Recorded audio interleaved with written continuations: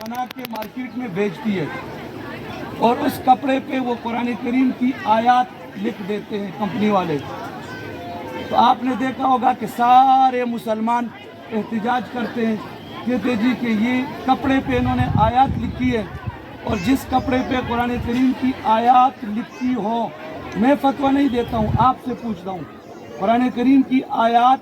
जिस कपड़े पे लिखी हो तो उस कपड़े को कमीज और शलवार के तौर पे इस्तेमाल करना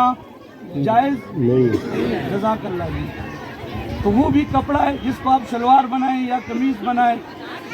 कोई और चीज़ बनाए और उसको इस्तेमाल करें, और ये भी कपड़ा है, ये कपड़ा है।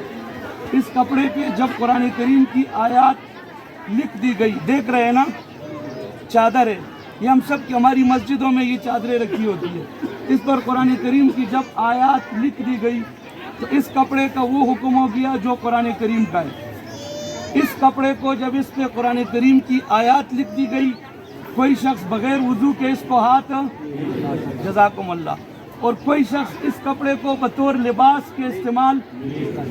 मैयत पर किसी भी अपने अजीज़ मरहूम के लिए हम अगर अकीदत और मोहब्बत का इजहार करते हैं तो ये आयत लिखकर जब मैयत के जिस्म पर डालते हैं। अब आप बताएं, इसमें कुरान करीम की आयत की बेएहतरामी और बेअदबी हो जाती है कि नहीं होती है? सेम वही हुक्म है कि कोई जिंदा आदमी कुरान करीम के आयत लिखे हुए कपड़े को अगर पहन लेता है तो हम उसको कहते हैं कि यार ये बेअदबी है। इसी तरह जब हम किसी लाश पे डाल देते हैं, पाँव पर, जिस्म पर कुरान करीम की आयत आ जाए तो ये जायज़ नहीं और ये बेअदबी है। इसमें कोई मसलक का इख्तिलाफ, फ़िक़्ह का इख्तिलाफ, राय का इख्तिलाफ, ज़ौक़ की बात है। अपने ज़ौक़ से हमने सोचा कि अपने मरहूमीन को हम फ़ायदा पहुँचाते हैं, बरकत के लिए कुरान करीम की आयत लिखी हुई है और वो कपड़ा हमने बरकत के लिए डाल दिया। तो बजाय इसके कि ये कुरान करीम की आयत लिखी हो और वो कपड़ा हम लाश पे डाल दें, उससे ज़्यादा बेहतर ये है कि ये जो आयतुल कुर्सी इस पे लिखते हैं, यही आयतुल कुर्सी हम पढ़ कर, अभी अगर जितनी देर में हम खड़े हैं ना, आप मेरी बात सुन रहे हैं,